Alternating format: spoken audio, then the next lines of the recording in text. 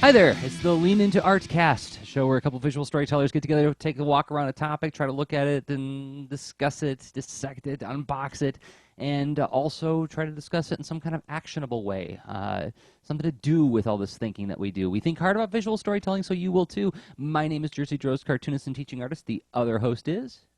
Hi, I'm Rob Stenzinger, a designer, coder, and facilitator. And I like thinking hard about visual storytelling, all that stuff. And we don't always, but sometimes we go far outside of that. And the things that are like more behind the scenes, right? Things like, what do we do when we're not doing that visual storytelling thing or thinking about it or podcasting about it? And this is where I get to chuckle and say, ho, ho, ho, when are we not doing that stuff, right? Yes, exactly. And I don't know the answer. Is it? How do we think hard about disengaging? How do we think hard about resetting, recharging, leisure? Is leisure a skill even, right? That was a question you posed to me in a text, and I was like, that's an interesting way of looking at it. I'm sure we'll have fun discussing this. Exactly. But before we go into that, yeah. How you doing, pal? Well, I'm doing pretty well, and I'm trying to avoid diving into the leisure thing. So it's I have actually been doing some interesting game playing, playing around with some different tech things and whatnot. So that's been fun. You had a show off. You had a show off? You took an episode off. So I'm curious. Did you use that time for some leisure? Yeah, definitely. There was good leisure in that, and there was took a little family vacation and did some relaxing time near at a lake that's not too far away, because with young kids, this is sort of that slowly re-expanding the sort of our radius of travel, because it depends on the kids and the temperament and all that stuff. But yeah, we did the sort of like the easy range, just about 2 hours away. So that worked out, and it was. I think everybody had lots of fun, came back pretty refreshed, so it was good. Cool, refreshing. Yeah. Feeling refreshed. And what in the world? The other thing that's like this bonus on top of it all, I'm sitting here lollygagging by a lake, and then you have some awesome guests on the show and make a great episode. Yeah, oh, good. I'm glad that you like how it turned out. I do, yeah. Chris Giarusso and Greg Schiegel were super fun. Chris Giarusso of G-Man. Everybody should go out and buy a copy for themselves and for a young person in their lives. One of the best superhero comics that you can get for young people. Also, Picks by Greg Schiegel. Picks One Weirdest Weekend. Yeah, they were awesome, and it was just so serendipitous because I wound up talking to them like the week before the show, just about some other stuff, and they just. The way they were on the show is how they actually are in real life all the time. Like, whenever I've hung out with them, it's literally just like that. It's 2015 Kids Read Comics. That's right. I sat next to them at a dinner, and I kind of felt like there was someone nearby that was always just out of my eyesight, where if I turned, they would move too quickly because they're a very skilled like boom mic holder, right? Because I'm like, this is being... You guys are performing. yeah, they are.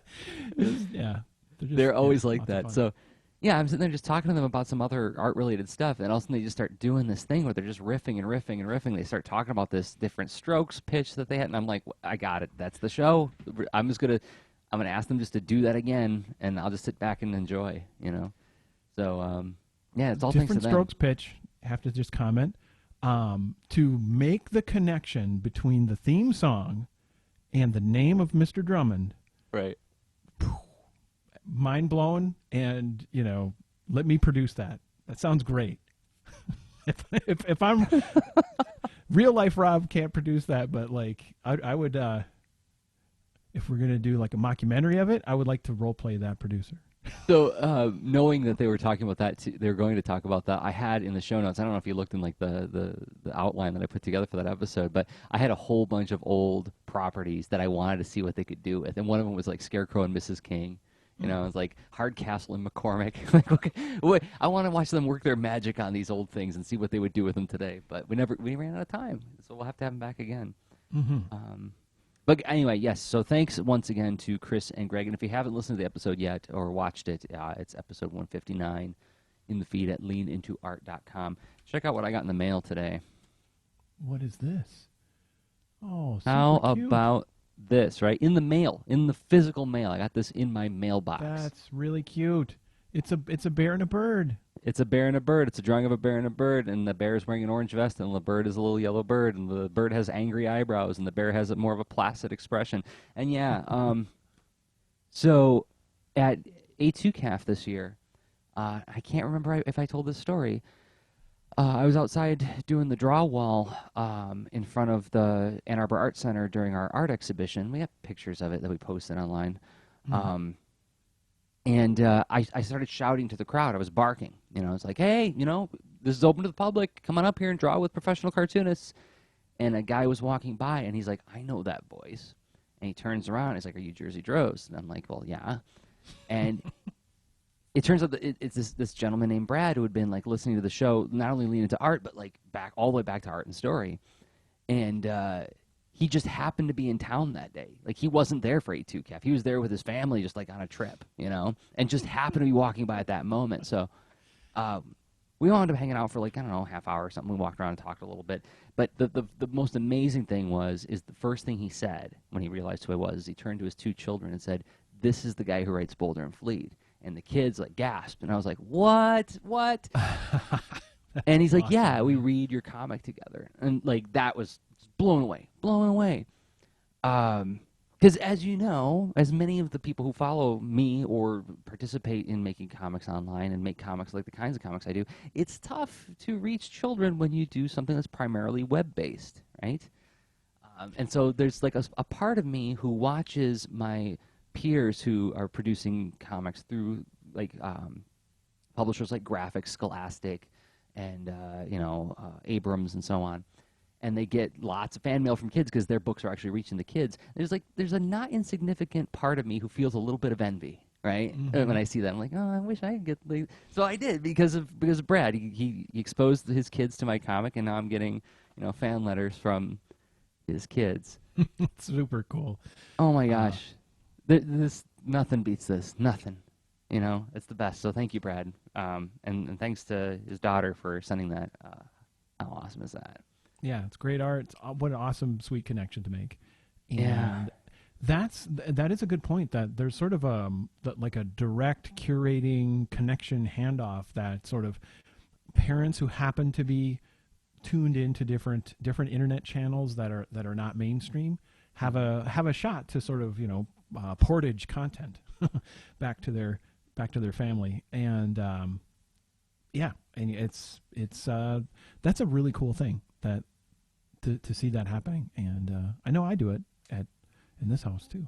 So I do it with my students all the time, but it's like I have a strong bias in that regard, right? And I mean, there's multiple functions going on when I do it with my students, but yeah, it's super meaningful to me as an author to know that there are parents out there who are reading my work with their kids. Super, super, super meaningful. So anyway, you want to talk about leisure? Is there anything else? Oh, we got to make an announcement.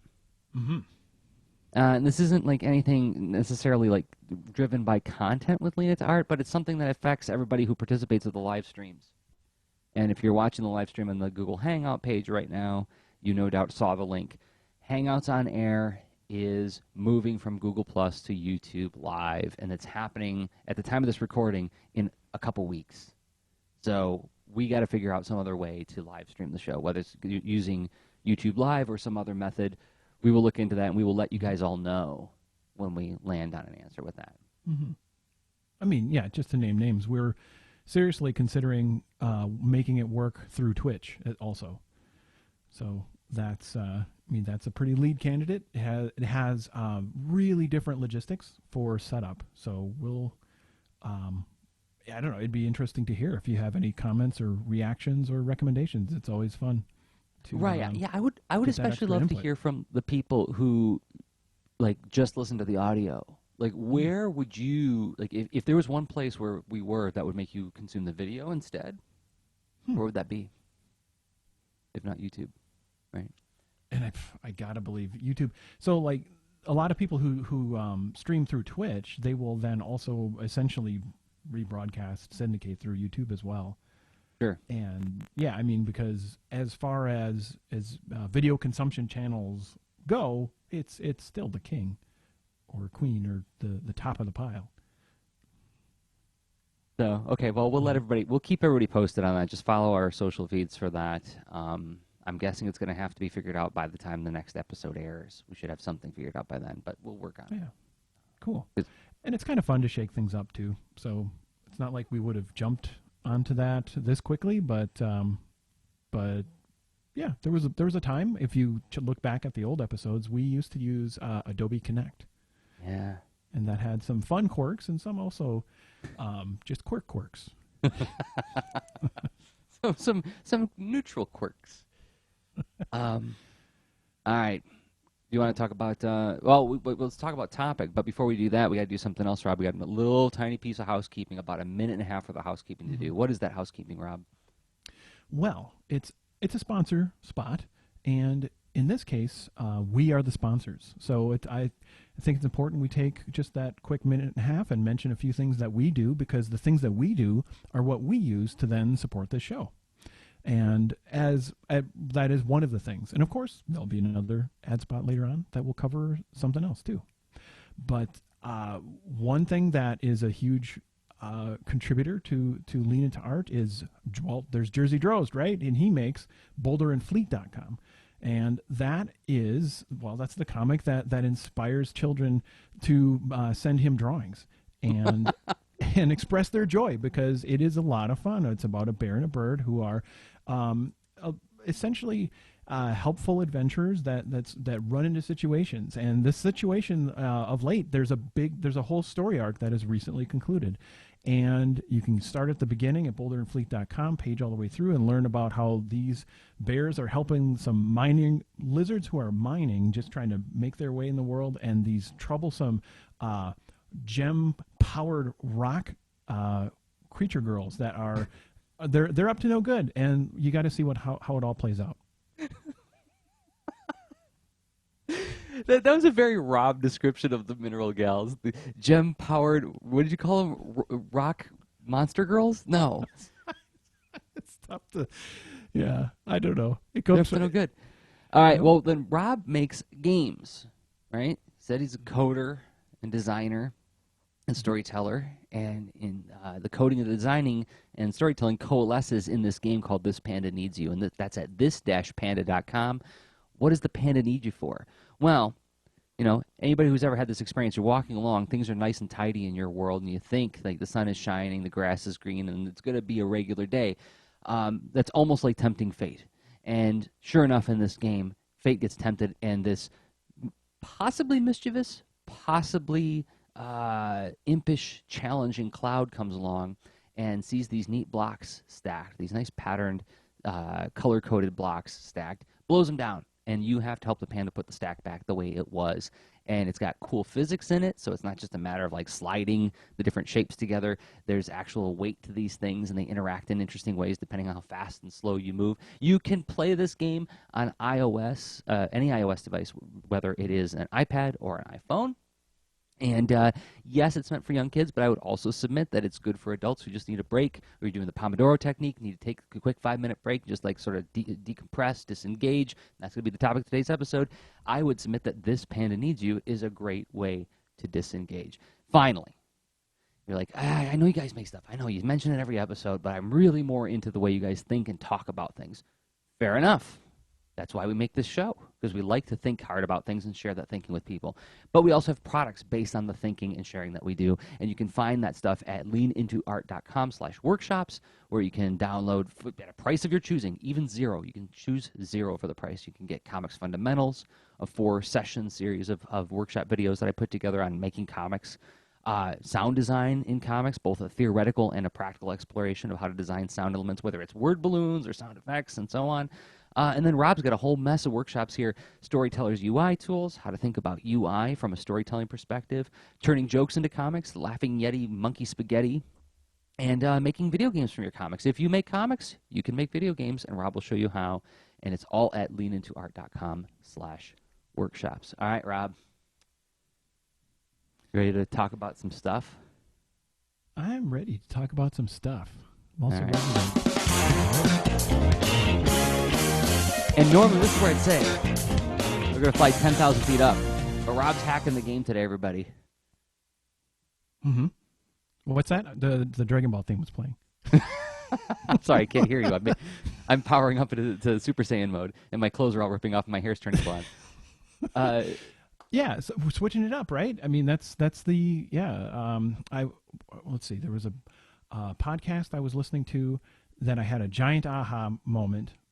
It was Data Stories, and I'm trying. Let's see. The guest was Isabel Muriellas, and she's written a book on information design, and her whole approach is to talk about just the practical first, and work through these scenarios, the kind of the shape of the data, what you do to go through and visualize it and make it more useful, consumable, approachable, and then talk about the theory behind how that works. And I was like, what? We do a podcast where we always talk about the theory first. And, well, wait a minute. What if we switched it around? Oh, so here we go. We're on the ground. Oh, my gosh. I don't even know what to think. I take nothing for granted from here on out. Let's see how it goes. So we're going to talk about like the actual doing things first, and then we'll talk about the why stuff and the thinky stuff. Yes. So it looks like I see you've pulled something up on the screen here. Is this something you've been playing around with in your leisure time? Oh, you want to start there? Okay. Sure. So, yeah, topic of the episode: reading, watching, playing, helpful. What do we find helpful? What are we reading? What are we watching? What are we playing? And the leaners who support us on Patreon already know about this. Ashley Neff is in the chat. She's like, on the ground first, this is anarchy. I know. Mass hysteria. So we'll start. I guess we can start with one of the things that I've been playing. Yeah. Because like I don't get a lot of time to play games, and I don't allow myself a lot of time to play games. Let me put it that way. It's not I have the time. I just allocate it differently. But when this game came out, so it's the 30th anniversary of the Metroid franchise, right? Came out in 1986, and I've made no secret about being a big fan of that whole series of games. And so, the 30th anniversary, I'm like, oh, something's going to come out. They're going to come out with something surely this year to commemorate it. And Nintendo came out with something, the Federation Force thing, which is kind of like in the Metroid universe, but it was still like, for me, it was a bit of a like, oh, I wanted to be Samus Aran again and be in tunnels and look for treasures, but with some new twist to it, So this coder did sort of like a fan project called AM2R, another Metroid 2 remake, where he remade the second Metroid game, the Game Boy Metroid 2, and he made it as a download that you can play on your desktop, and it's at metroid2remake.blogspot.com. Now, Nintendo issued a DMCA takedown on it, so there's been like a little bit of jiggery-pokery with like trying to get the download again, but I think you can get the download again. Now Joseph Coco's in the chat saying he's been playing it too. It's fantastic. It is fantastic because it takes. I don't know if you played the Game Boy version, but it's a Game Boy version. It's pretty okay, but it's not Super Metroid, like Metroid 3, where it's like it suddenly went up to the next level. This remake takes that game, the Game Boy version, and sort of pushes it toward the next level that it reached with Metroid 3 and Metroid Fusion, and it's just so much fun. So I loaded onto my computer, right, and I'm like, oh, I'll just play it like 5 minutes. And 2 hours later, I'm like, oh, dear. I have to make a very guilty entry into my ETV because, I did not expect that to happen.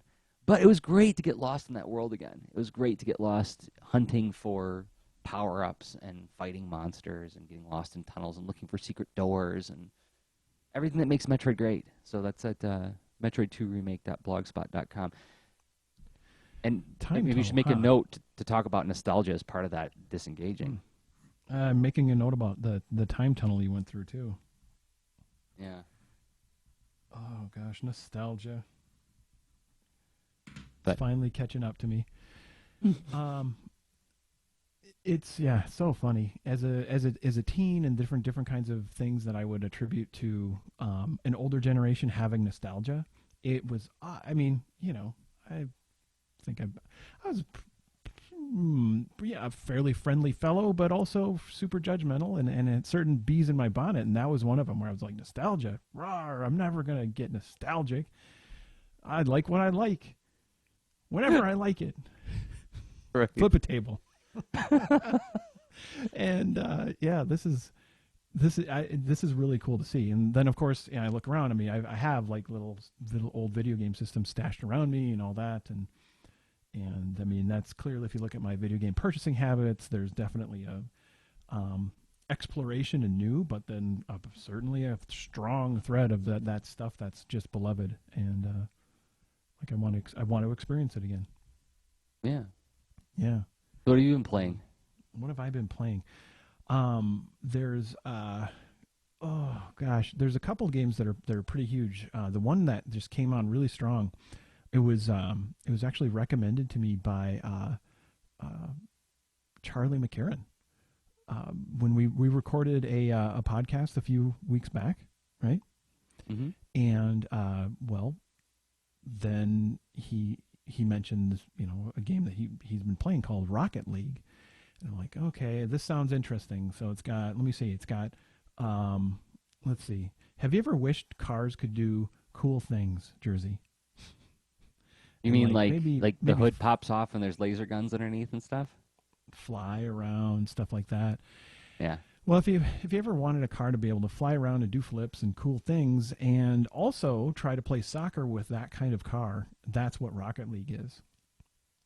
And what blew me away is how well, they pull off that simple, fantastical. You can be the crazy person in that car, like literally. So you notice how the walls of your stage you're battling in, or you're not battling really, you're just competing in a form of soccer. They're ramps, so you're literally going up the wall. If you're going fast enough, you're going up the wall on the ceiling, and you're not just like going to fall like a stone. You have lots of influence over your car, more than you would in any sort of real situation, but it makes it amazing. And then there, all of a sudden, you'll so I was playing the just one-on-one against the car bot, right? And it was a rookie car, and I started to win regularly, and I'm like, yay. And I thought, I have the moves. Now I'm going to play a pro bot, right? And this pro bot was making its bot car do crazy stuff that I'm like, how is this?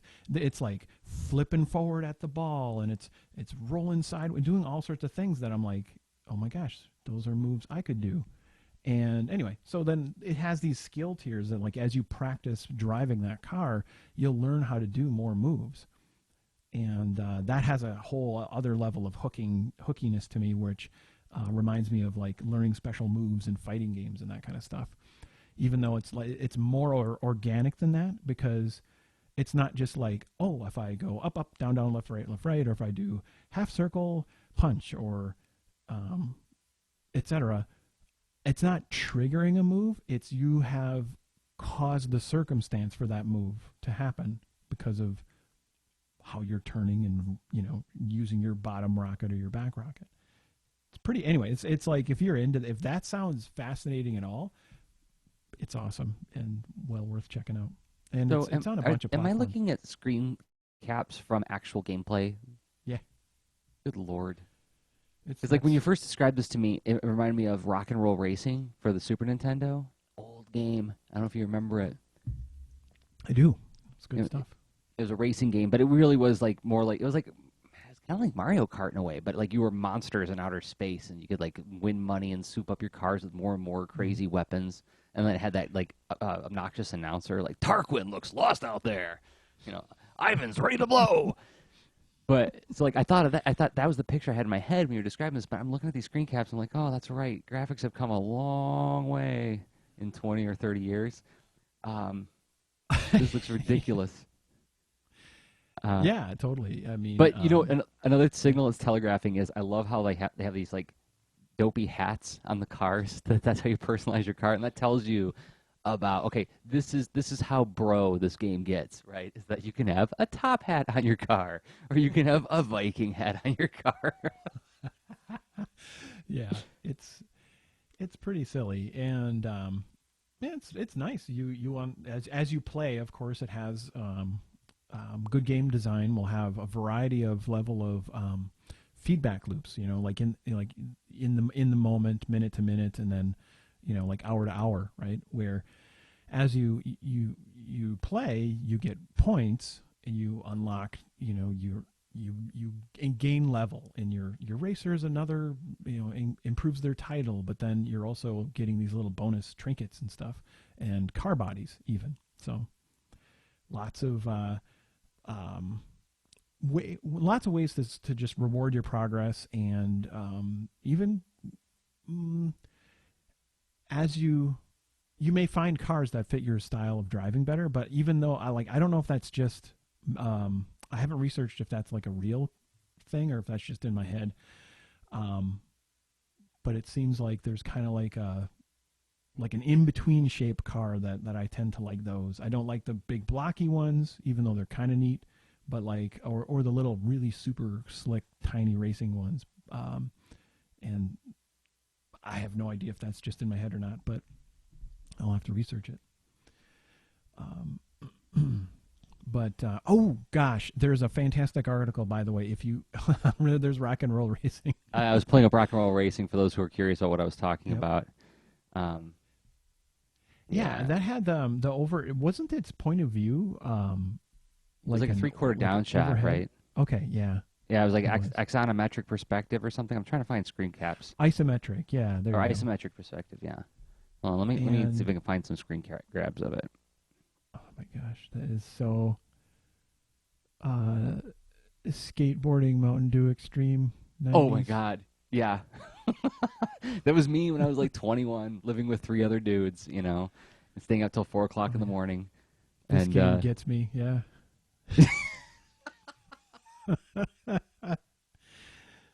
all right, Uh, but you were talking about an article.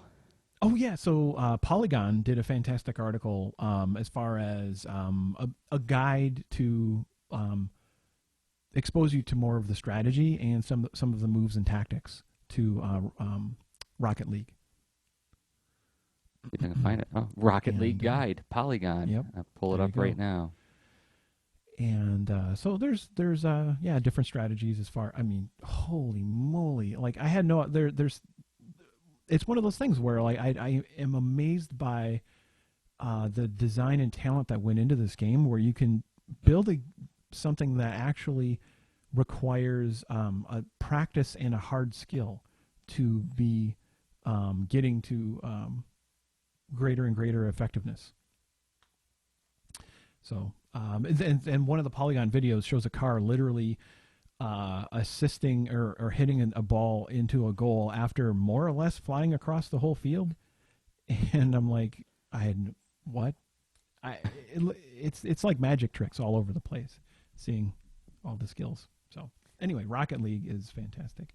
We're getting comments in the chat about games that other people are playing. So Ashley Knapp Yeah. is saying that she's been playing Fallout 4 and trying to beat Pokemon ORAS since she beat Undertale in February. I played a little bit of Undertale. Some of my students introduced me to it. Um, and if I'm remembering right, Ashley, correct me if I'm wrong. Undertale is that web. It's you play it on the web, and it's sort of like a what is it called? Like a role playing game, like Final Fantasy.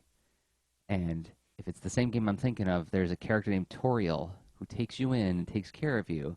And one of the very first battle scenes is you have to fight to get past Toriel to go on an adventure. And you've heard about this, right, Rob? I have heard about it. Yeah. And a big thumbs up from me in that you can choose a nonviolent path. Like you can choose not to fight and try to placate and negotiate and bargain with opponents. That's what I've heard about this. Okay, right. And then the other thing I liked about it is that you can choose a path, but then if you start over, elements of your last game trickle through to a blank restart, and characters will interact with you in different ways because they'll remember things that your previous incarnation did, which I thought was another intriguing thing. So That is really cool. That sort of like choice permanence is an interesting theme, and you see that popping up here and there. There's a pretty new game that I've been playing just a tiny bit of called Reigns, as in like the reign of royalty, and it essentially it's just clever all over the place. a medieval game of life or death, mostly death. It is, yeah. So tell me about it. Yeah, Reigns is interesting because you have this super simple UI, more or less a blurb of text and like a card in front of you that represents this choice. And as you're showing on the screen, you can drag it to the left or the right. It's really going to be two different choices. Sometimes it's a matter of like violence or nonviolence, or what priorities matter more to you. Are you going to help the army, the church, the people, or your own finances? Right. Pretty cool. It's anyway, yeah. But it has this sort of permanence to it, because here's my copy, and I think I've essentially played long enough, so two kings have died, and then you pick up where they left off, and sometimes it's based on like it's really direct. Like I think the king that I'm about to take over now is a let's see. There was rumors of a extramarital child that I could have dealt with in different ways, and it's I can say, come on, move in, or essentially make this go away. And so that kid moved in eventually. Eventually my king was fed to dogs. So oh my gosh. Now, well, that's what happens when you run out of money, and then the merchants are all, up in your face. That's what happens when you run out of money. Oh, you fed the dogs. Yep. Let that be a lesson to you, United States. It's deeply political. And kind of, what's funny is it kind of is, but it's also has a good sense of humor about it, and that whole choice permanence thing is what got me thinking about it. Troy Shadowwing Tronics is in the chat too, and he says, I haven't been able to play much of anything this year, just quickie games like Bejeweled, Angry Birds Seasons, and Trip Peaks. Had distractions this year. Yeah, I mean, like that's another aspect that we'll probably cover in 10,000 Feet Up. Is is this something that you dip in and out of? Is it like a quick break in between things, or is this something where it's like an extended period of time? And what are the values and trade-offs with those two different kinds of leisure, right? What are you watching, Rob? What am I watching? Let's see. There's I've recently started to experiment with the PlayStation View service, and it all began because of my wife Kate. She's been on the show a couple times. She likes sports, and that's awesome, and I like to support her hobbies and stuff. So she ended up finding a really good, was it a Life Hacker article that sort of said, well, here are the different approaches you can take to watching the Olympics. And, there was this PlayStation View thing that, for a reasonable price, had just a lot of interesting options that almost like, I haven't had cable or anything like it for I've had, Netflix streaming and whatnot, but haven't had cable, I think, for 10 or 11 years, somewhere in there. Yeah. And yeah, I'm an OG. Cut the cord. I got a badge somewhere and a plaque, but no, it was fascinating to just have all these different channels and options, but yet, like it was like a certain kind of time travel where it's like you can tune into the station like you could if you had cable, but then there's a lot of content that you can just stream on demand, and like a significant amount, like all sorts of shows for the given networks, and so that I've been really impressed. So I guess in general, I've been playing the PlayStation Vue, but then found the reunited many years ago. There was a show called Ninja Warrior on was it G4 cable thing back in the day, and it was like a tougher version of American Gladiator, right? Like a more intense version of that. And and it wasn't like a directly combative. Like you aren't going against someone. You're competing against a course. Right. And the course is definitely that kind of wild thing like you would see in sort of the classic American Gladiators. But it's sort of it just even then ramped up and made more crazy, and it's a series of those things. I remember some of them were almost like Mario courses with like floors that move and things that smash out of a wall and push you into a pool of water and stuff like that, right? Oh, yeah. Not almost. I mean, they're very much... I mean, if they could light stuff on fire and throw it at these people, they probably would. But overall, it's... Imagine like a Mario level with the crushing ceilings, maybe spinny saws, but then they're padded. Right, right. I can see why that would appeal to you. It's delightful. So it turns out there's a it really is. There's a version of the show called American Ninja Warrior. Probably not a surprise to lots of folks, but like it was on PlayStation Vue, and it turns out that like I had a bit of a time warp where I was like, okay, yeah, what's up with Ninja Warrior? Is it interesting anymore? What how could it be done well with the U.S. version of the show? The one I watched was the Japanese version that was dubbed, and yep, that that made a whole like an hour and 15 minutes go like nothing. Yeah. So again, we're talking about like time warps and nostalgia and revisiting things too as part of this aspect. Making notes, making mental notes for 10,000 feet up. No, watching live TV is actually, I got cable again recently, and being able to watch some stuff live, like the Olympics and stuff, is actually pretty neat. I forgot how nice it is to see to watch Twitter when like something's happening on TV and like actually know what they're talking about. It's like oh, I see why people do this. I see why people live tweet things, because like it's actually kind of compelling to have like this back channel going on while something's going on your screen. I get it.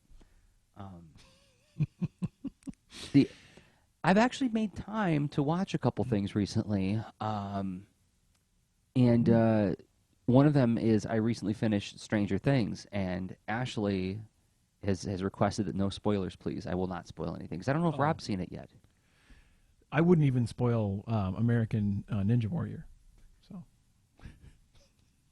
dude falls. Ah, you don't know which ones.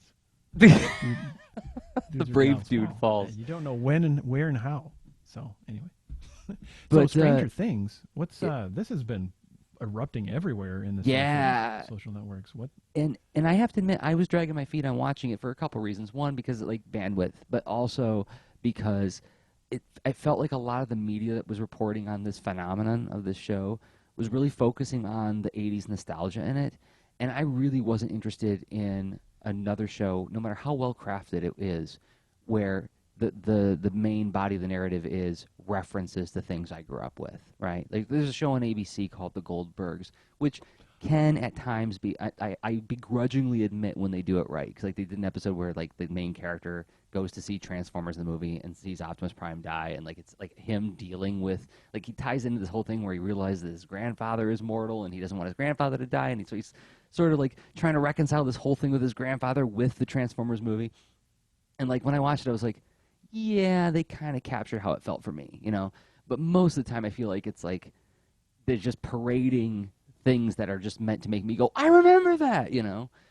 And I didn't want to watch another thing like that. So because everybody was really focusing on the nostalgia, I was kind of like, don't know if I'm going to see this. Besides, I also heard it was really scary, and we all know that I'm kind of weak in the knees when it comes to scary stuff.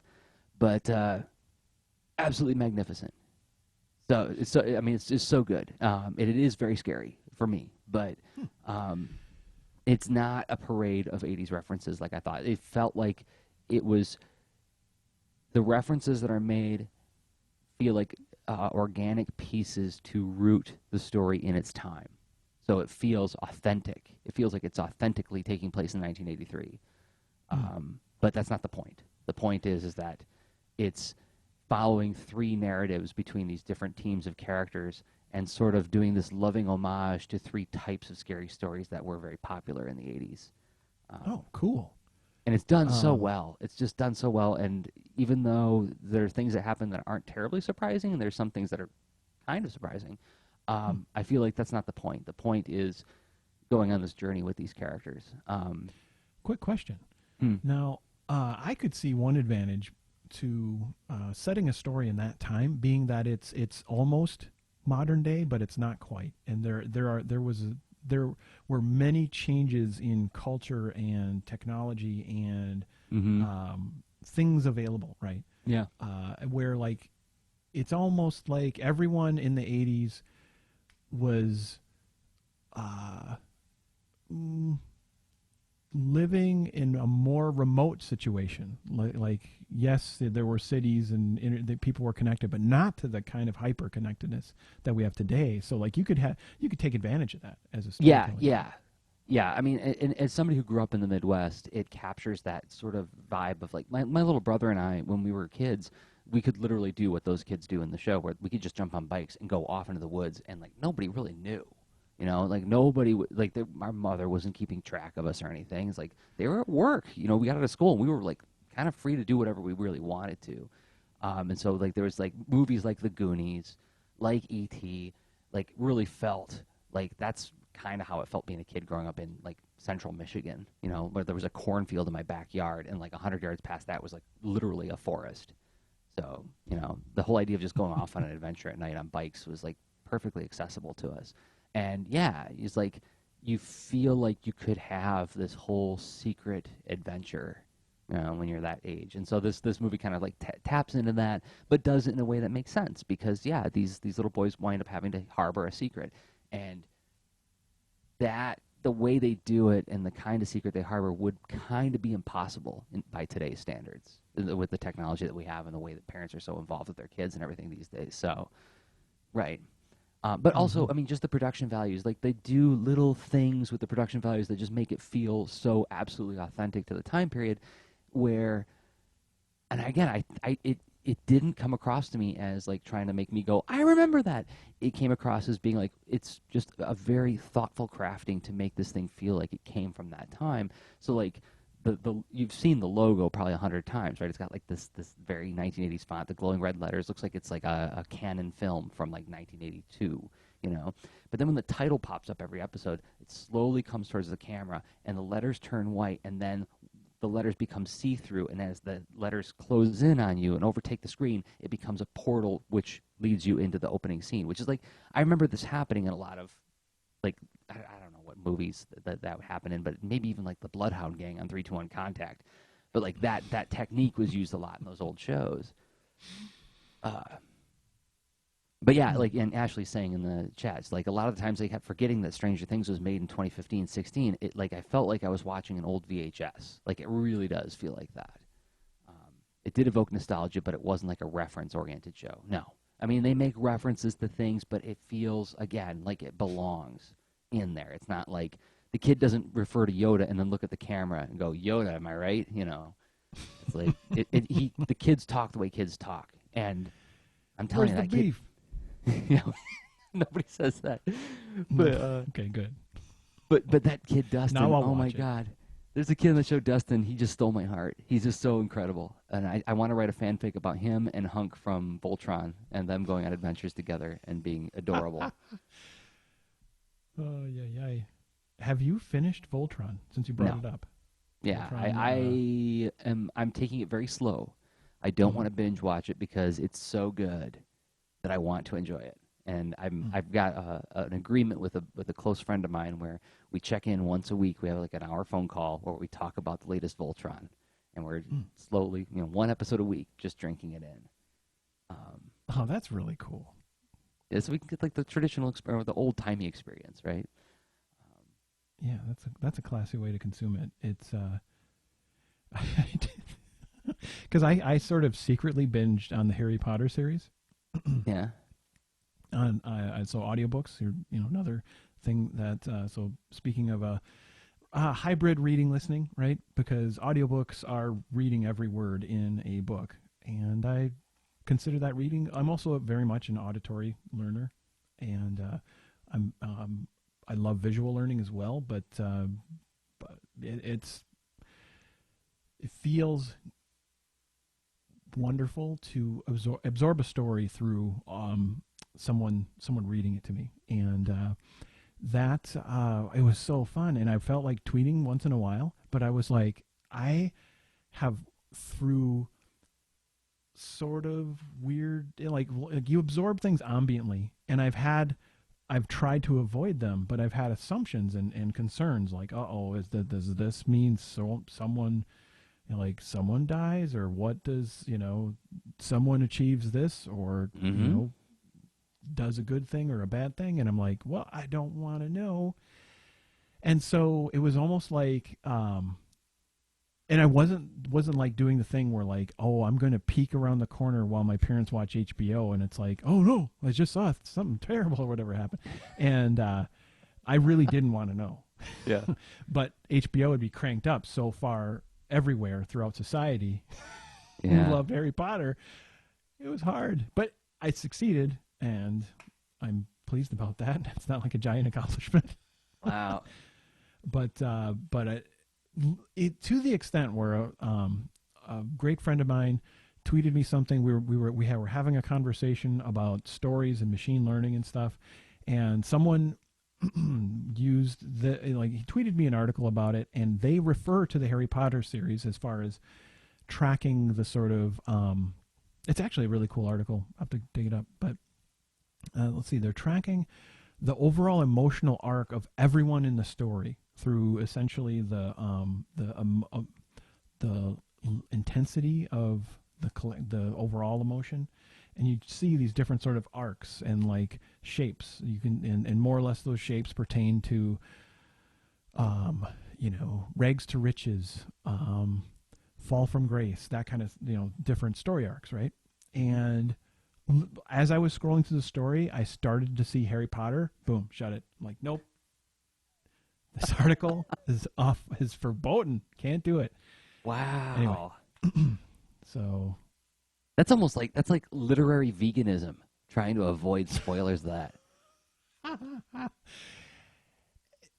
it was partly because I wasn't on like book 1 or 2 at that point. I was on like book 5, Okay. and I'm like, no, I was just finishing book 4 actually, and I'm like, oh boy. So then I floored it. I'm like, okay, this is what I'm not listening to podcasts for a while.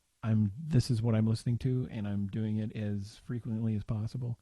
And it wasn't like, oh, it went by so quick and I didn't enjoy it. I loved it, and I think it's all sorts of weird things like critiques as far as you hear people, speaking about J.K. Rowling's writing style and whatnot. I think she's brilliant and fantastic writer of character and dialogue and plot, and made an amazing ride out of like a 7-book series. Ashley's saying, "Oh my God, Rob, I'm listening to the Harry Potter audiobooks again too. I'm halfway through one again. Just bought two. The Jim Dale version, right? Is that the one you're listening to? Yes, Jim Dale, who is crazy talented. Yeah. I mean, blow your mind. The kind of voices and emotion and yeah, I mean, he wields his voice with such skill. It's a delight. And I will, before anybody jumps in, I will go back on the record and say, yes, I have badmouthed J.K. Rowling's writing style on many occasions. Um, I don't know if I've ever given those books a fair chance. I remember doing an episode of Comics Are Great years ago where Dave Roman and I went to like head to head about the Harry Potter series because Dave loves it, and I was like, I tried and I did not like it, and so we argued about it for like an hour on the show. Um,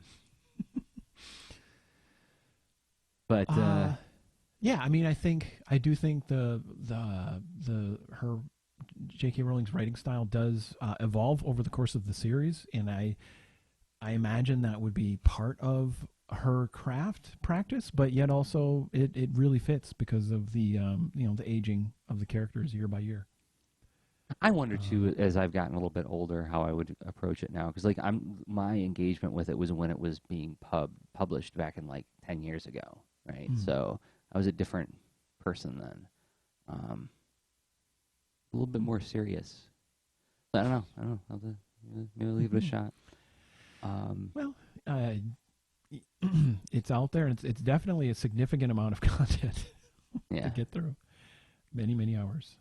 But as far as what what I was just very pleased that like something that had been such a giant hit was uh, was really a great work, and Mm. that it didn't have some kind of it was set, I mean it's set in a time, but it has a very timelessness, um, fairly easy to shift around aspect to it because of course you have the wizarding world and the non-wizarding world, um, coexisting, but really more existing in parallel instead of really intersecting much.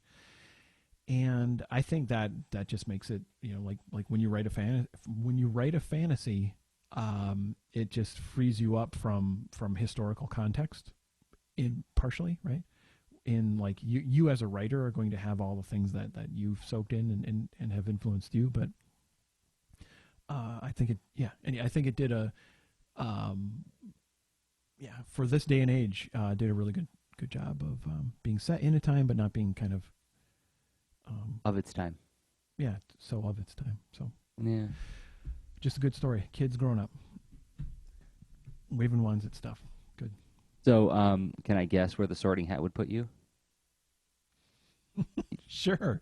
You'd be Gryffindor. You'd be Gryffindor all the way. And I've done the Sorting Hat test, and I was Hufflepuff. Big surprise. I'm the kid in the background sweating. You know, when the werewolves are killing everybody all around me, going, oh, I'm trying. It's very kind of you. I think that's really cool. I'd accept that sorting. Yeah. I think my wife would be Slytherin. I think she's a Slytherin married to a Hufflepuff. Um, That exact. So I don't know. Like sometimes where would Kate? I Kate, I think would be over. Ravenclaw. Yeah, probably. Yeah. That's another neat aspect to the whole book is that you got that whole like the character classes, right? Yeah. Um, Definitely a fun angle, and I any it, the story has enough time and legs and ability to grow where all sorts of things get explored. It's not like there's some untouchable uh, whatever in that mm, yeah, I don't want to spoil anything, so I enjoy that it the variety of perspectives. So one like she writes from all sorts of different points of view, and I think succeeds in a way where she has empathy for all the perspectives, mm, and that's I think that it's really helped. that is the mark of a good writer, right? So yeah, like if you can argue the opposite side's point of view through them, it's pretty great. Yeah.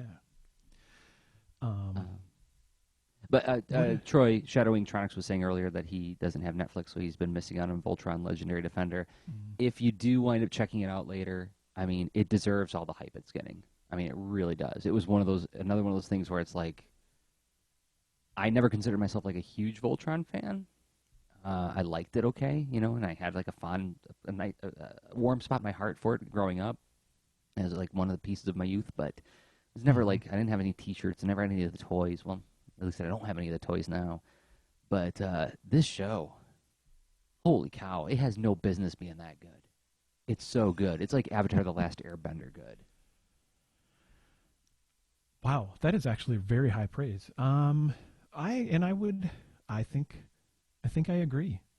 Um, I think that there are layers to every character that uh, it people have sort of a caricature version of themselves, but then they have a deeper version of themselves, and you Yeah, get to see both. and they make sure to let you see both very regularly. It's not like, oh, here's a special episode for Lance where we find out he has That's a deeper right. side. It's It's like every episode we get to see a little bit of his vulnerable side and a little bit of his obnoxious side. And I just finished episode 7, mm, and there's this scene where like it's really tense and they're all separated from their lions and they got to get back to their lions and the Zarkon's men are stealing the lions and it looks like they might not get back in time, and like this show is doing such a good job of breaking the formula of the original series that like you start to believe in the threats a little bit more because it's not like the same formula where it's like, oh, Robeast landed, let's form Voltron, form Blazing Sword, cut him in half, we won. yep. Like there's like entire episodes where you don't see the lions, it's just them. um so they finally get their lions back, and it's like the triumphant music swells and everything. And then Shiro, the leader in the Black Lions, like, everybody get their lions? And Lance shows up in the Blue Lion, and he says, like, yeah, of course we did. What do you think we are, a bunch of amateurs? And then he hits a rock, and his lion tumbles. And then, like, Shiro says, you want me to answer that? And Lance's like, no. Like the fact that you could take the hot shot and do that where he can be that vulnerable and then go do something amazing right afterwards, I think is like the perfect emotional arc to follow on an action adventure show like that. It's so good. It's so good. Um Mm-hmm. and there's like new things they invented for the show. They changed some situations and some characters and some environmental things, but all the changes I think were improvements, right? Like there's like everything they changed was like, oh my god, of course, yes. Why wouldn't you do that? That makes a lot of sense. And I will say, Hunk, who they do the heavy guy jokes with, but I don't think they ever do the it's like this was an '80s trope, like, oh, look at the big gross bumbling big guy, right? Oh, he's so gross. All he likes to do is eat. Oh, heavy guy, why do you keep eating all the time? But they show Yeah, that it's he loves food, but he loves to make food, and he loves to take care of people, and he's nurturing, and he's kind, and he's the conscience and the heart of the group. Um, ah, he's adorable. He's just adorable. That's why I want to do a fanfic about him and Dustin going on adventures. I look forward to it. uh, yeah, that's what an amazing abundance of fantastically compelling content and things, right? So, and I think we'll talk about it like, well, why are we talking as if we most people listening to this will be like, yeah, we've known this forever. Why does this sound newish to you? Well, I think we'll we'll get into that, but I wanted to make sure we cover. Have we covered all the categories? Have we We have done not. useful? We have not Yeah. covered, yes, using stuff that we're using. What are you using, Rob? What are you finding useful right now? Let's see. I find it useful to, and this is sort of it's just a kinder, gentler Rob, because I pick weird things to be uptight about when I was younger. Like one of them being guitars and guitars versus ukuleles, and I actually have an now, and it's this it's a inexpensive diamond head baritone ook, Oh. And the reason I chose the baritone is because it has the convenience of essentially having um, the same tuning as a six-string guitar's top four strings. So you have like it goes D G B E, right? And that's handy. So it's not totally alien. Whereas like the whole soprano ook, the little ones you see, it's cute, it's fun, and I can make some noise with it, but it's less intentional and familiar because it's a different tuning, like way different tuning. I did not know this. So yeah, little ukulele.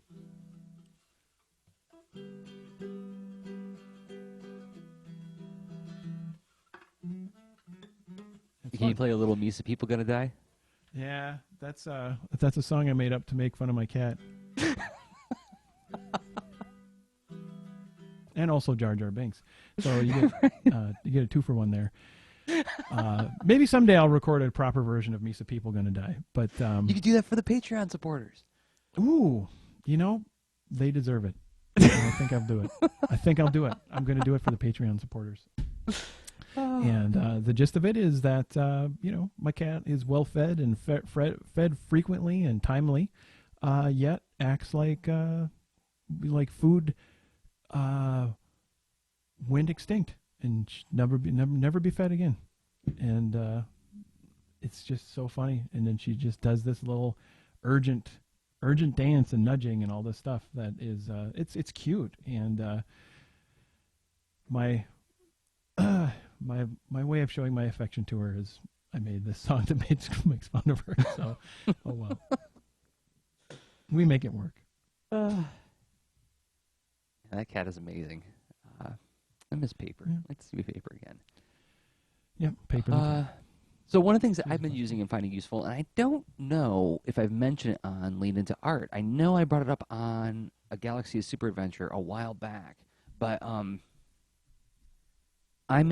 working on a project right now that requires a significant amount of research, and I can't talk much about it. I'll get to say something about it in the coming months, but suffice to say, it's just something where I got to do a lot of research on it. And some of that research involves me looking up videos on YouTube.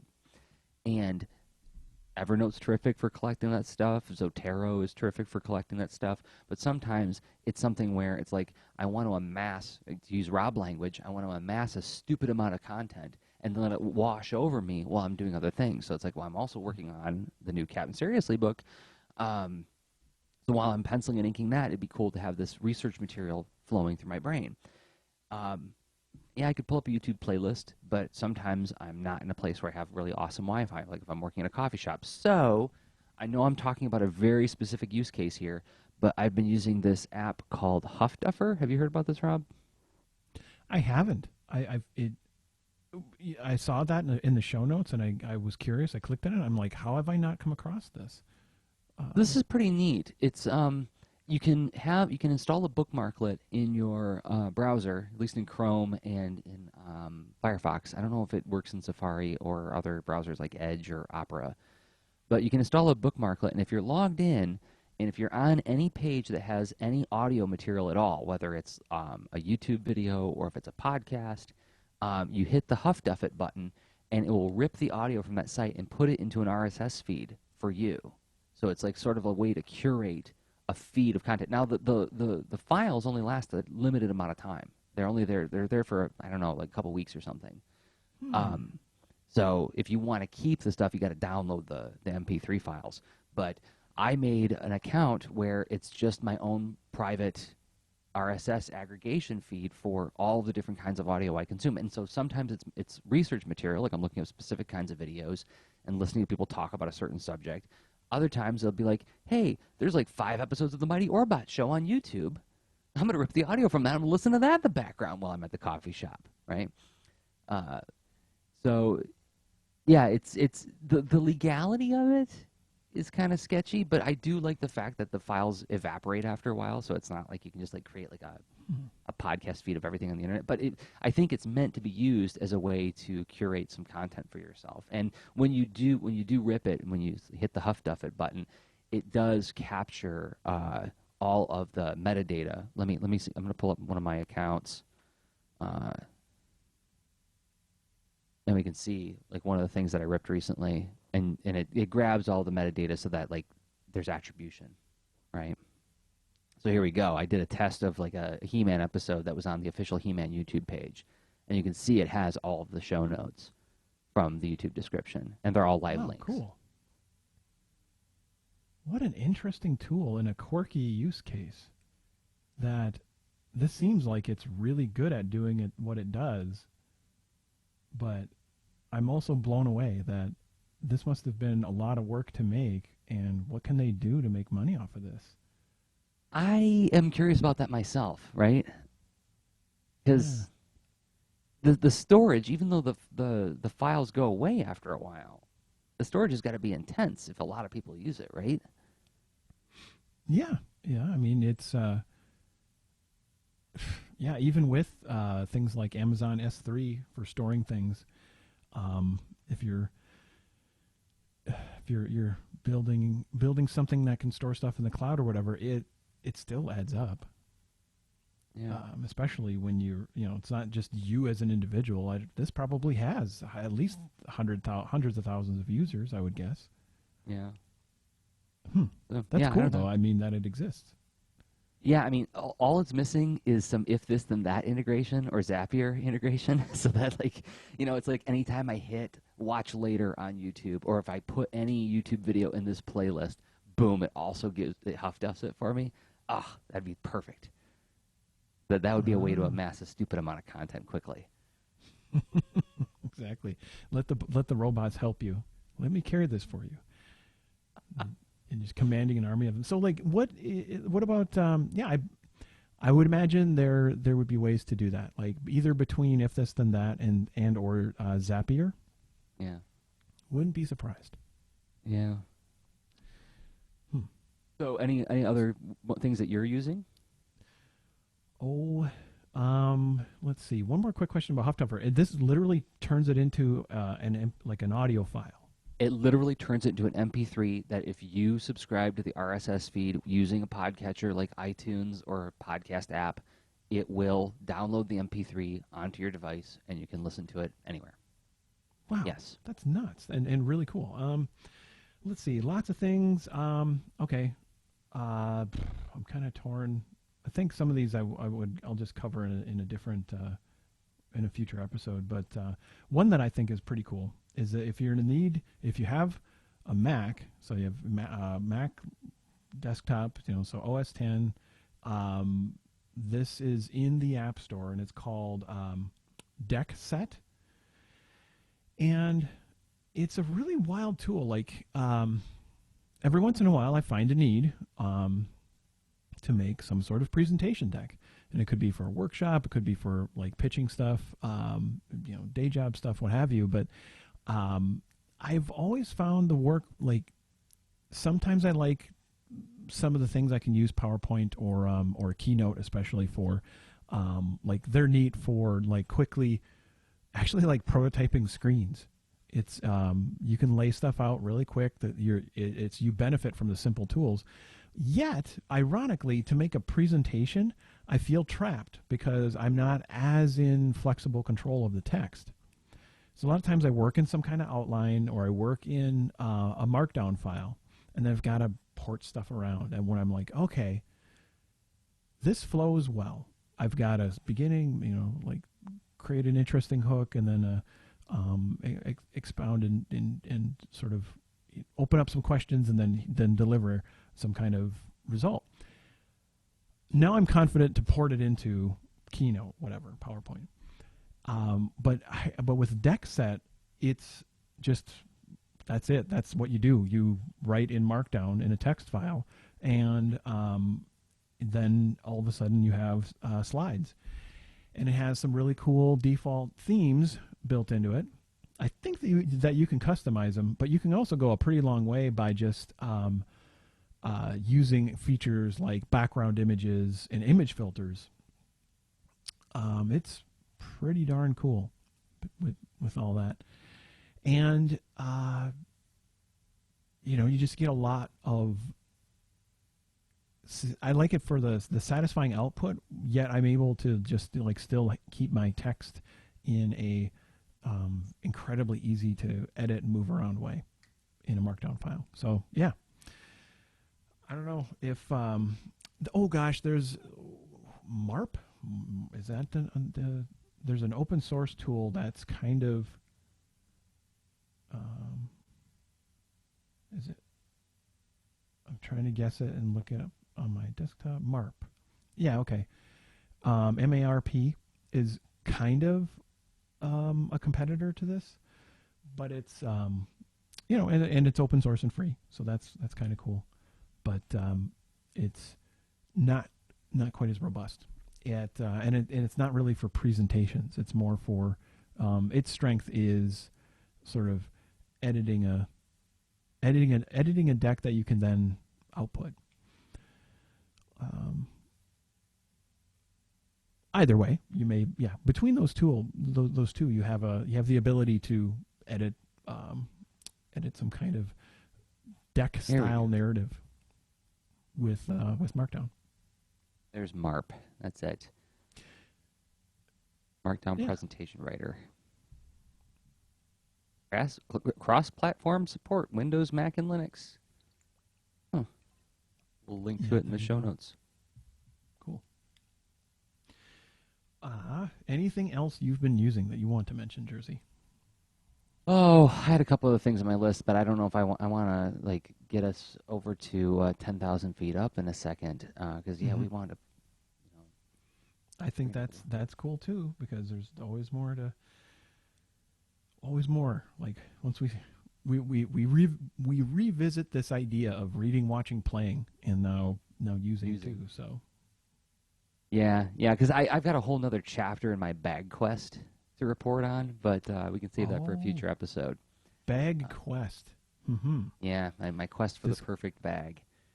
Okay, cool. This could be like a physical gear episode. Yeah, we should do like a physical gear. Like I think a fun episode would be, what's this is a Twyla Tharp thing. I think is like, what's your one tool? What's the one thing that you can't leave the house without? Like the most important tool to keep on your person at all times, right? And I know we've talked about this even from the very early first days of Lean Into Art. Is like I have like kits that I keep in different locations for different contingencies. Ever since I got trapped and stuck on the side of a road for 3 hours with nothing to draw with. I'm like, never again. So, yeah, that was my encounter with what's that one tool that you absolutely have to have. So, but yeah, we'll save that for another time. Give people a reason to check back in on us. Do you want to go 10,000 feet up then? I think we do. All right. Well, then I'm going to play the music. Okay, all flight controllers, go for powered descent. Even though this was descent music. Retro, go. Uplifting. Vital, go. Guidance, go. Control, go. Telcom, go. So, Ginsey, go. by the way, that was public Go. service broadcasting. Surgeon, Go. Go find it in whatever music store you frequent. You know what? We forgot to do we got to do the middle ad spot before we go 10,000 feet up. Well, that was the teaser then. That was the teaser. We're gonna go. So we're gonna go 10,000 feet up. We're gonna talk about like the why. Why, what's the big deal with leisure? Isn't that for lazy people? It's not for hard workers. Hard workers don't need leisure. But before we do that, we're gonna answer that question, and we're gonna do it in a thoughtful way. But it's gonna take us about a minute and 30 seconds to get there, because before we do that, we have to talk about this thing we do called Patreon. Rob, do you want to take this one? Yeah, absolutely. So we support this show not just with the things that we make. We use this fantastic platform called Patreon. If you go to patreon.com/leanintoart, you can join our list of patrons, which we are very thankful for. And what it is you can sign up and choose to have a recurring amount per month, $1, $2, more dollars, whatever works for you.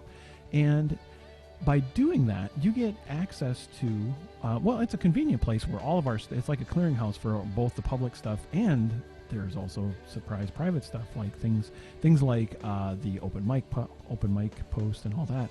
So you go there to get special things like, chatting with us on a post that only patrons can see.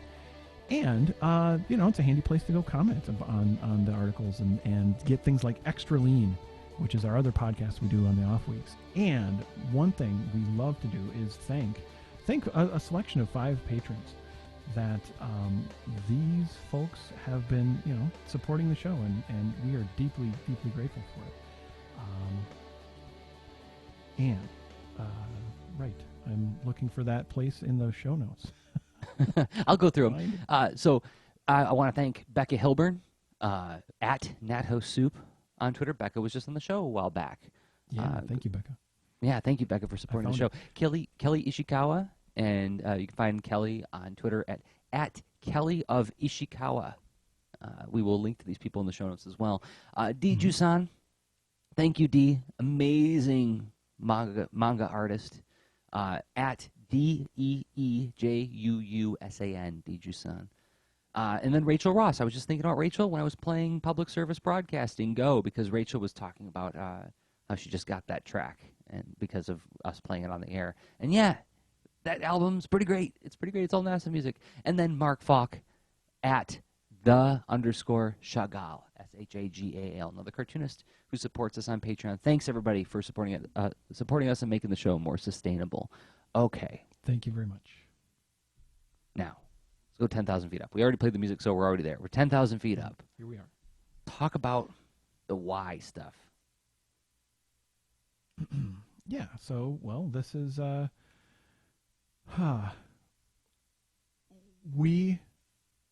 everybody has their thing they do to make their trade typically, and then there's this time where you're not doing that. And what is that? It's leisure. It sounds really rudimentary to say that, but I think it's just the concept feels a little bit like it depends on what time what era you're thinking about, like leisure. Like, so leisure would look pretty different if you are in the early industrial revolution time of humanity versus now. And then lots of different stages in between there, where just being able to read a little bit of something when you are home from the factory, that would be your leisure time, right? Or if you are working on a farm, like, well, when are you not working, right? Maybe you're incredibly great at like finding moments, and then at your own leisure, at your own choice, just spending that not doing the main trade thing, right? But I think it gets funny because when all of a sudden we're doing stuff where, like, well, I'm doing something that's even, well, I think a lot of farmers love what they do, and probably some factory folks love what they do, but like, artists, this is a pursuit where it's, aren't you just always at leisure, or are you never at leisure because this is just what you do? Yeah. And I would say, like, for me at least, a lot of it is it's just that it's not chunked discretely, right? They're more intertwined, right? So, like, they happen simultaneously a lot of the time, right? So I'll be penciling and inking while I'm also playing Transformers Prime in the background. Or, we'll be watching the new Supergirl, and I'll be drawing while that's happening, right? So I'm kind of like doing both things at once. But then there's also instances where it's like, you know what? And like Ann and I do this. We'll look at each other and be like, you know what? Today we really need to go to the park. We really need to go for a walk in the woods. We need to like have a full disengagement and not talk about work for a little while. And I'm guessing, and I feel pretty strong about this guess, that's serving a different function than just watching something or playing something or reading something while I'm doing other work, right? Mm. Yeah, I mean, I would think there's so we have a variety of needs as far as, well, connecting with other people and having different experiences and addressing the other interests that help that thing that we love. And I like what that mix is for different people. I'm sure it varies, and I know like in trying to write these show notes, it occurred to me that making sure I have time to fill in the blank, time to have some workouts during the week, and make sure I have time to with my different important relationships, my wife and kids and stuff like that. And and then I'm like, well, leisure and those things, some of them I think of, well, there's a lot of skills, and there's always something I'm trying to learn under those to serve those different roles and interests.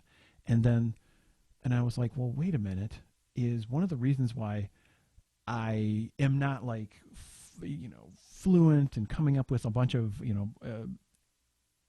angles and insights, is because I think leisure must be a skill too. And I think I need to practice. And that's by choice. Where I've what I have practiced in recent years is the fulfilling different professional contexts, primary ones and secondary ones, and then also other relationships, far above like the leisure things. As much as I love games and what have you, one of the main things I did in recent years to play video games was I would host a video game themed party every month, and then during like that day, and maybe prep for it, I would play a bit, and then just choose to prioritize other things above it, like typically whatever my current video game project is, or comic that I'm working on. And so and hence the whole, like, it really seems like I have a lot of skill in setting an intent for the things I want to make during a day, but not as much skill for meeting the intentions of like, oh, I'm going to play this thing today or watch this thing today. A lot of times those don't.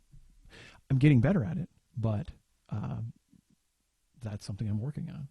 Characterize the difference between doing it with intent and just doing it.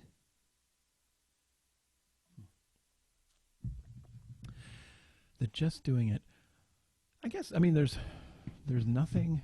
Because like when I was describing earlier that instance where I started playing that Metroid game, and I'm like, oh, I'll just play it for like 10 minutes, and I was like, like that was not an intentional act. That was a very unintentional act, and it was followed by a lot of remorse. Did it have? I mean, so did it turn out bad? Did it kind of mess up your other commitments a bit, or? It shifted some things around on the schedule, and it was, I mean, do I regret it? No, but I have remorse. Like I right? Yeah. It's more like, boy, that sure did shift things around a bit in a way that I wish I didn't do it. But boy, that was fun to do. But that's different than me sitting down going like, you know what? I need to make time for this. I need to make time to get lost in this thing, and I'm scheduling it, and I'm going to attend to it. I mean, or it can start out one way and end up the other. Right? Oh. Where, I totally intended to play a game today, and I and then I got so immersed that the time flew by. Like that happened to me when I watched American Ninja Warrior, where I thought, I'm going to check this out, and then I'm going to go back to my office after a couple of minutes, right? Because these people, there's some announcing and narrating while they're going through these obstacles, but I can watch like couple different runs in a few minutes. This is nothing. Or I'll watch the whole hour and 15 minutes, which I don't know why the episodes are an hour and 15 minutes long, but they are. And that was not intentional. Right. Felt good, but then it was a mixed bag, because then this time I did have set aside to do one thing had been eaten up by just kind of rolling with it with that wonderful other thing. Okay. So then I'll ask you to characterize this, if you can. Mm-hmm. Is there a difference between the emergent intentionality versus the direct intentionality, right? In terms of not, in terms of what you get out of it, is there a different emotional state for you that is achieved, or a different benefit that you derive from either way? So let me see if I can metaphor this. So there's emotional bucks, and then there's past Rob and current Rob. Yes. And then so each of them has a different sort of return on investment. There we Who go. has the better return? Okay. My doors go like this, Rob. Yeah. All my doors are still doing that. But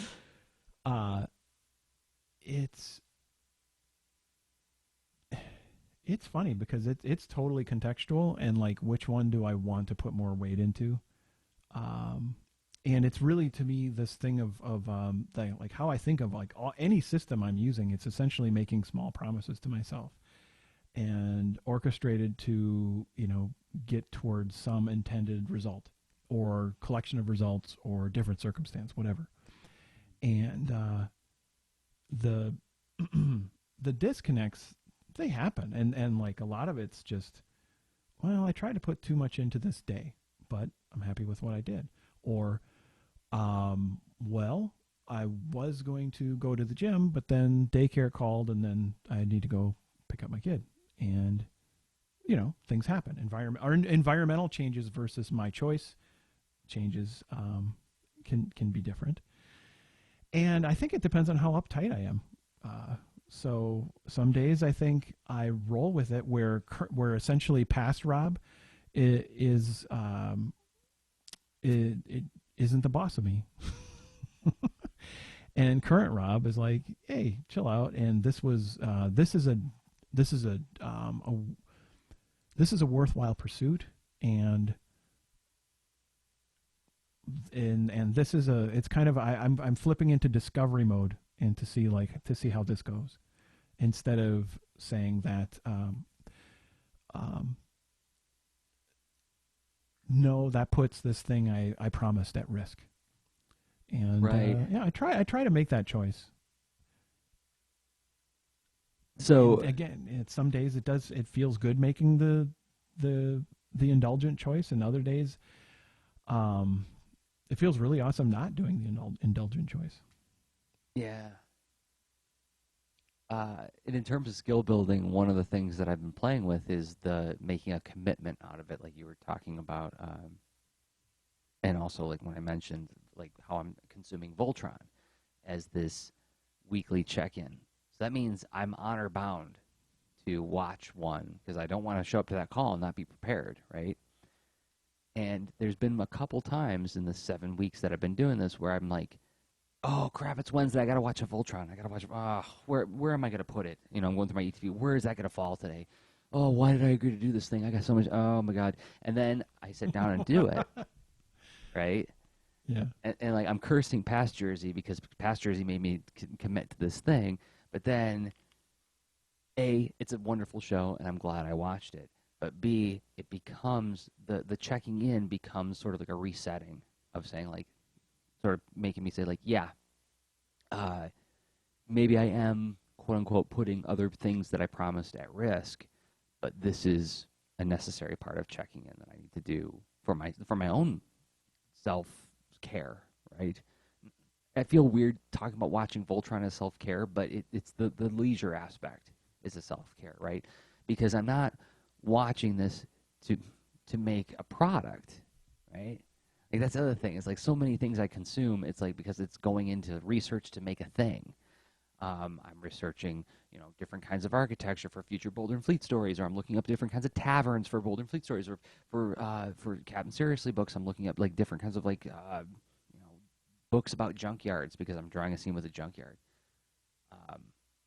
This is just for me and a friend, right? So like the context is different, and that makes me engage with the material in a different way, right? That's the context being different.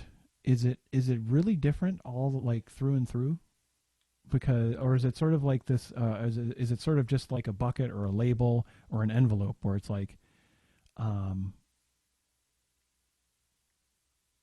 I think the tone and attitude with which I engage the material is different. What I mean is I always walk away from a Voltron episode with like a handful of observations, right? This is what I think about Pidge. This is what I think about Lance. This is what I think about the story structure that they did in this episode. This is what I think about some of the designs. This is what I think about the voice acting and so on. But it's not. It's something where I'm being kind of relaxed about making those observations and not being terribly cautious and fact checking myself.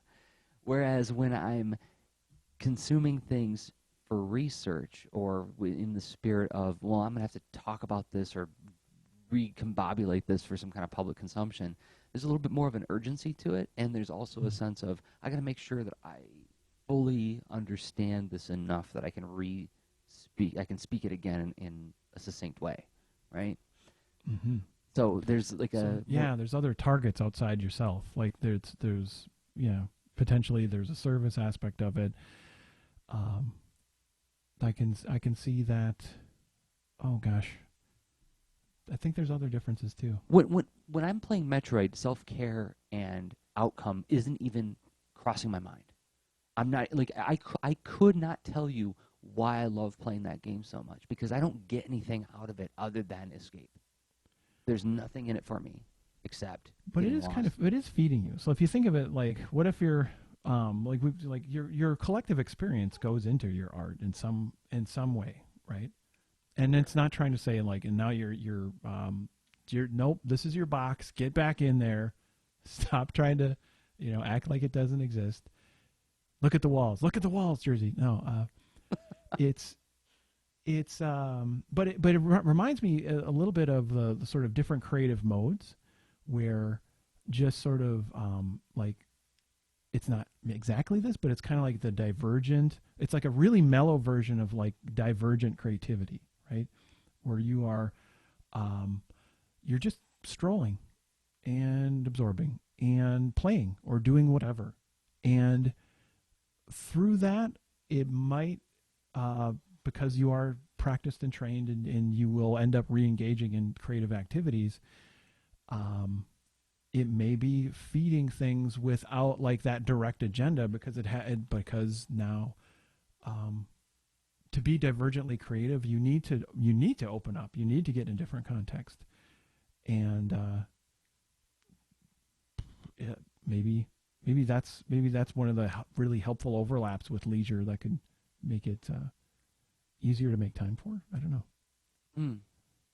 Or just or either that or just the observation where maybe it actually happens to be kind of a creative activity also. Just lacking the directed one. So like comparing it to converging, where it's like, oh, I'm meeting a timeline, I'm meeting a goal, and I'm integrating these ideas, and they're going to serve these purposes and these goals of the project, and this is the audience, and this is the customer, and blah blah blah. Right? I'm converging toward these goals versus like the other one's like, no, I'm just here. Yeah. But I'm doing something interesting. Well, let's talk about nostalgia a little bit because we had that marked. We did. How does nostalgia figure into all this stuff?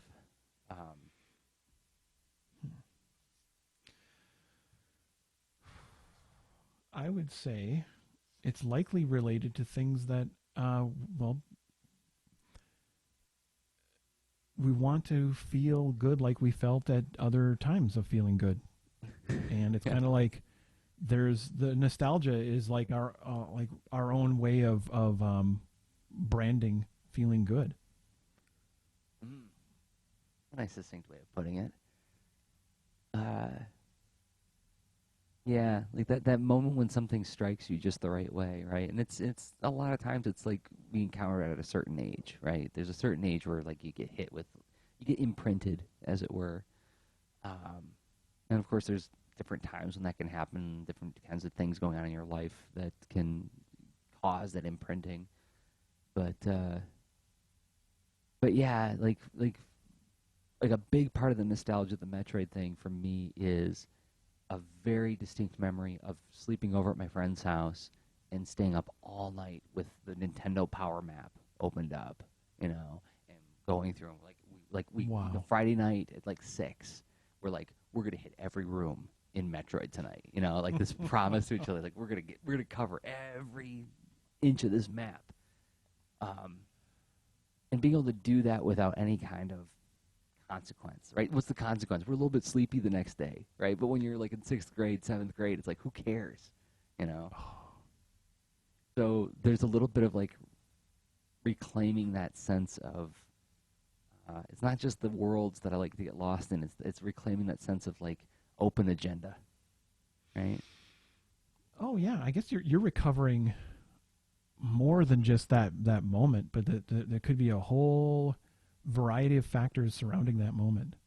Yeah. The joy of being with the people you were with at the time, and the place, and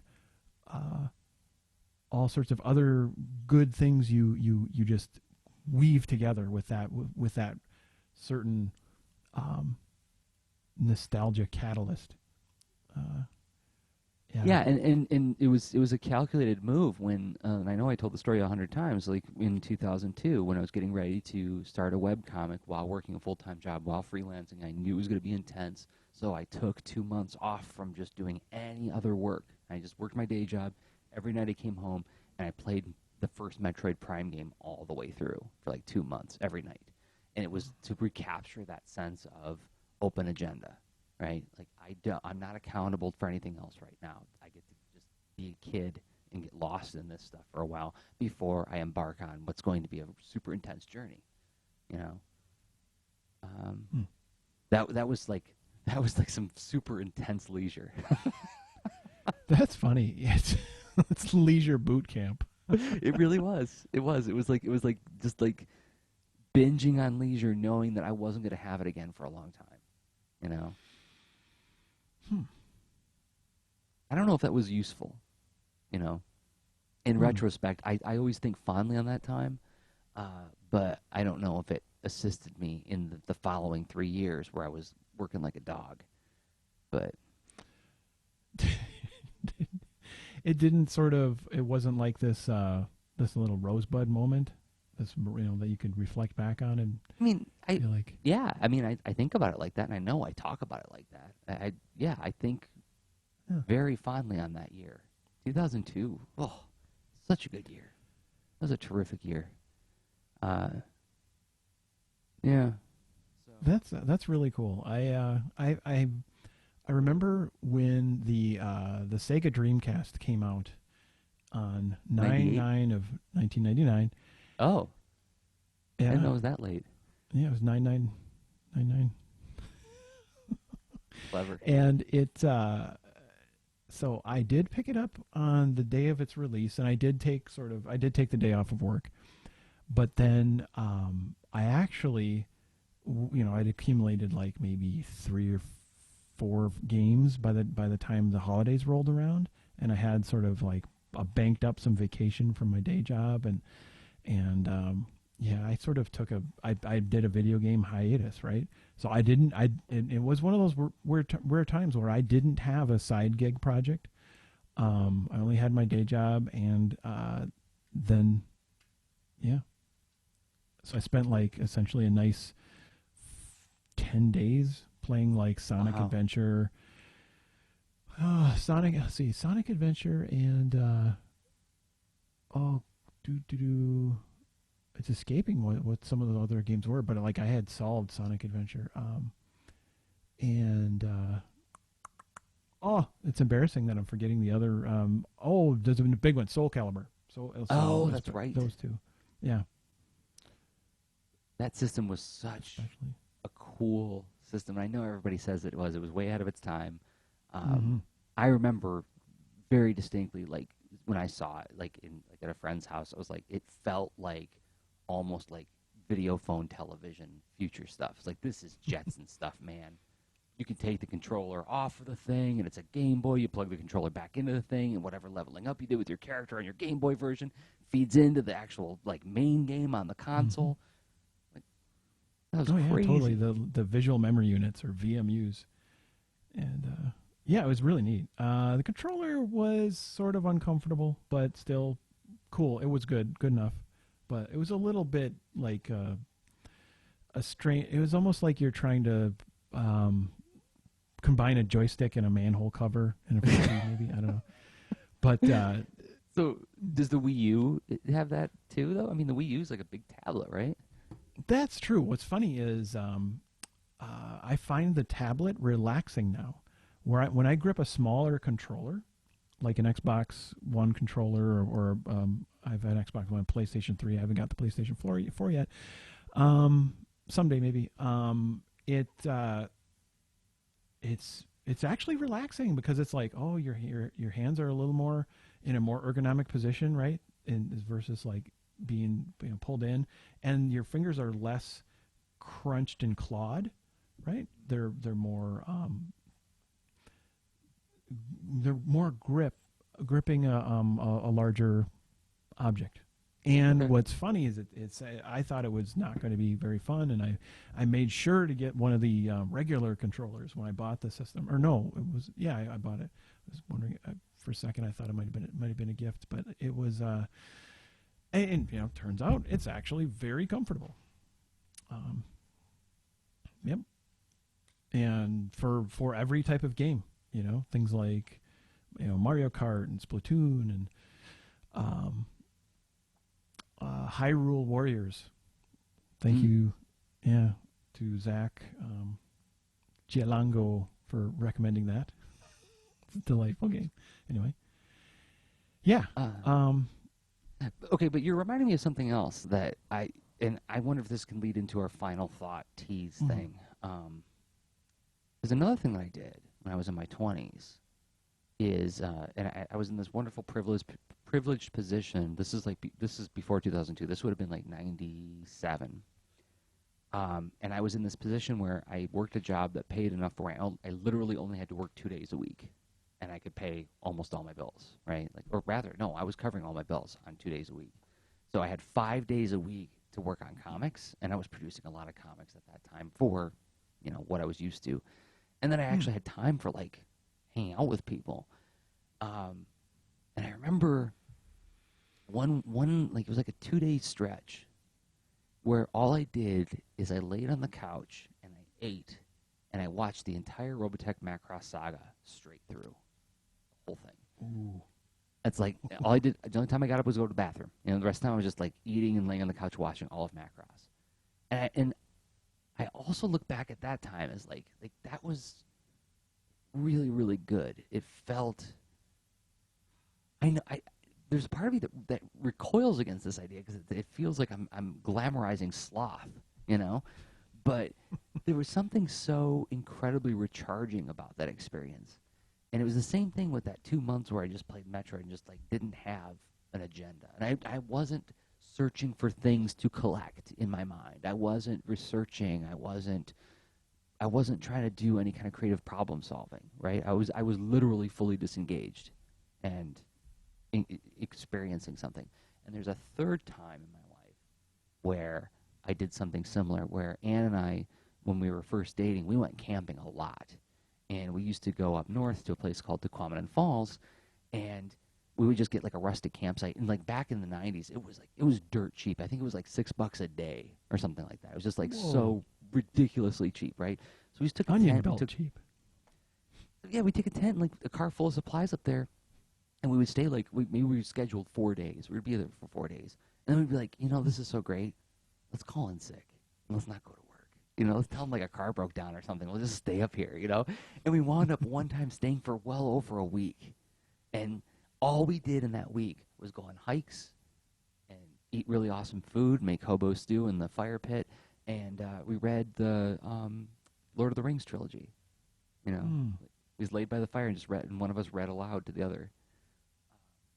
And like both of us talk about that as being like this really magical time where, and I think, well, I want to pick that apart as our final thought. What do you say? Okay. I like that. Let's do that. Okay, because I got a proposal to make to you. Um, Okay. All right, so we're coming up on the end of the show. We're coming up on our final thoughts. So in about a minute, we're going to talk about like how do we tie all this thinking together based on the doing that we've been doing. So, but before we do that, I want to point out the fact that we've talked about all these different ways that you can support the show financially. You can buy our products, you can download our workshops, you can support us on Patreon, but you don't have to do that. You don't have to support us financially. A great way you can support us at almost no cost to you, only asking a few moments of your time, is to go to iTunes, give the show a review, a star review, however many you think that it deserves. That helps more people find the show on the #1 place to find podcasts, which is iTunes. If you found the show in any other podcast directories, giving it a rating there would be terrifically helpful too. If you're watching this video on YouTube, giving the video a thumbs up helps more people discover the show, helps more people discover us and discover the kind of content that we create, and then maybe some of them will support us financially through things like Patreon or buying some of our products. So it's a quick thing you could do, and it would be an enormous help to us. And thanks to everybody who has given the videos thumbs ups, told their friends, and given us reviews on iTunes. That is wonderful.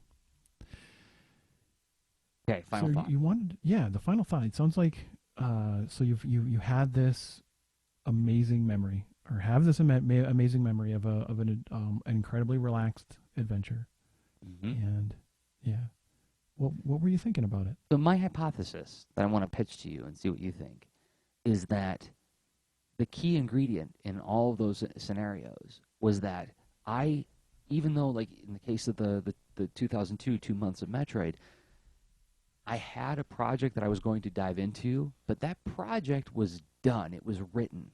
I was not solving any creative problems in the 2 months leading up to it. It was literally a disengagement, a full disengagement before a re-engagement with it. So, and everybody talks about, you take 2 weeks vacation every year. You go on a trip someplace. You go out and you see something new. And there's been studies that have shown that, like, by being in different environments, different locations, even taking a different path on like a regular nature trail, can reignite parts of the brain and help you form new memories, which is like good for your brain and so on. But we made a case earlier that we can never really fully disengage. We're always going to be drinking in and processing what's happening to us, and it's going to feed into our work again. But I wonder if something you and I both need to try to do is schedule a week where we have a full disengagement.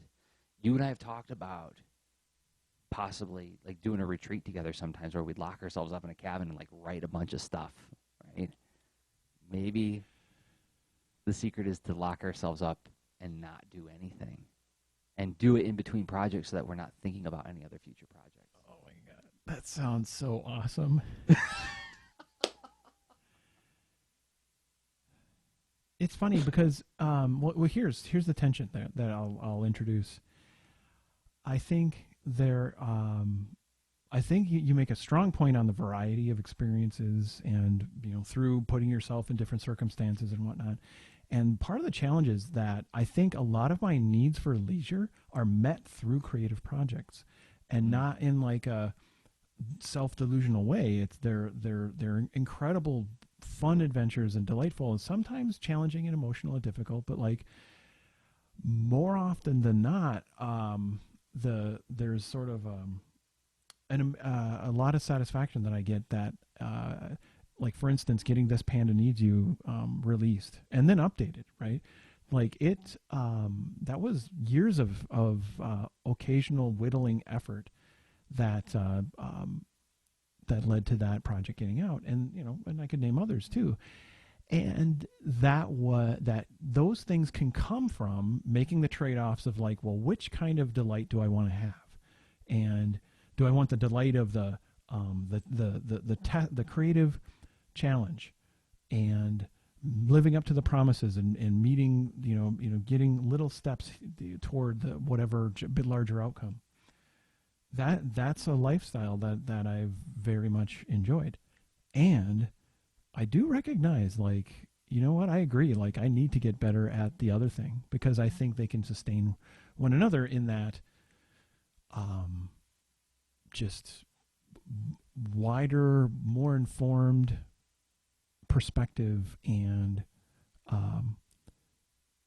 refreshing through relaxing. And so, like, literally, like, relaxing is a technique that could be like, yeah, I know how to. I don't want to paint this picture like I enjoy the things like deep breathing, stretching,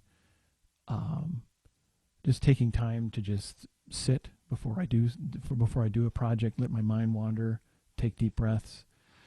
I have that, but it's sort of this stack of small experiences toward, like, you know, meeting all these responsibilities. Taking time away from that is actually, that sounds fantastic and incredibly healthy and smart. So, and like, if I looked at, like, well, which tank of delight is full or empty, like the one where it's leisure is, you know, way less full. Absolutely. No, and I'll echo what you said and add on to it. That's what Boulder and Fleet was for the past year and a half. It was a refreshing way to check in on characters that I enjoyed listening to and capturing and playing with. The whole thing was like, very rarely was Boulder and Fleet ever work, right? It was always time consuming, but it never really felt like work. It was always, it was its own form of leisure, right? It was something I did for fun. So, but that's different. That's very different because it's still occupying a lot of mental cycles. Whereas when I was camping in Tequamatum Falls, there was no demand on my mind. My mind was, that state you were describing where you're breathing and letting your mind wander, that was a week of that. And I do remember I remember what it was like coming home refreshed. I haven't had that experience in a long time. And I wonder if I need to, like you said, make a practice out of it where it's like, this is the thing that we need to do once a year at some point. And schedule everything so that that can be accommodated with full attention, right? Yeah, I'm sold. I would love to do 2 retreats. I would love to do the creative retreat, and that is something that I have done with some of my past collaborative projects. And but then, which those can be relaxing, but a lot of work gets done, and so it's like a different form of the normal weekly flow, as delightful as it is. But then having one of those be like, it's the lean into leisure, you're gonna take a break from the art. Oh my God. Okay, well, that'll have to be something we explore in the next 12 months and see if another podcast evolves out of it. Lean into leisure.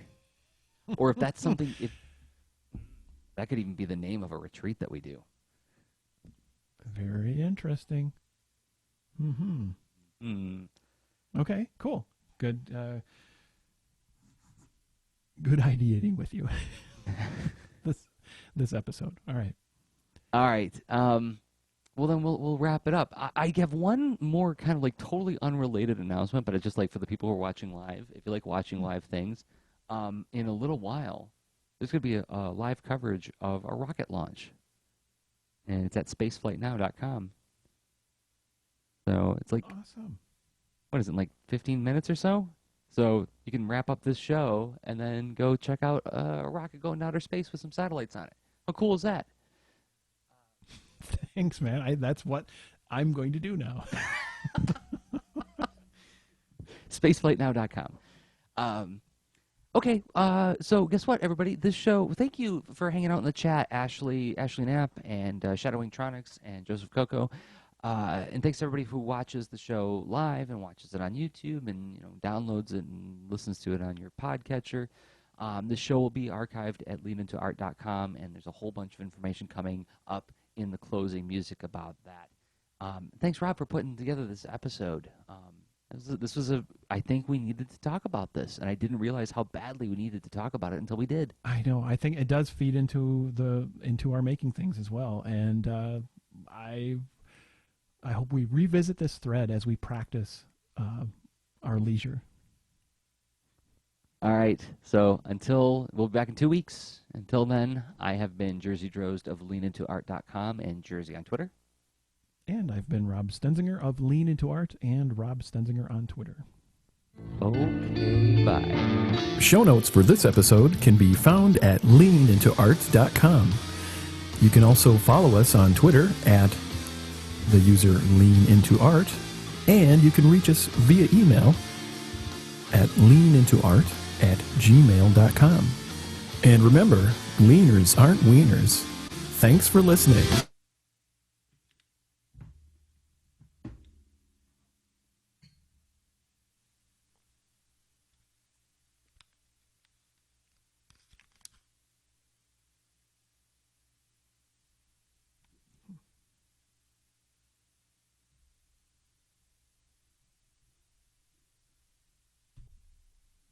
Check 1, 2, check.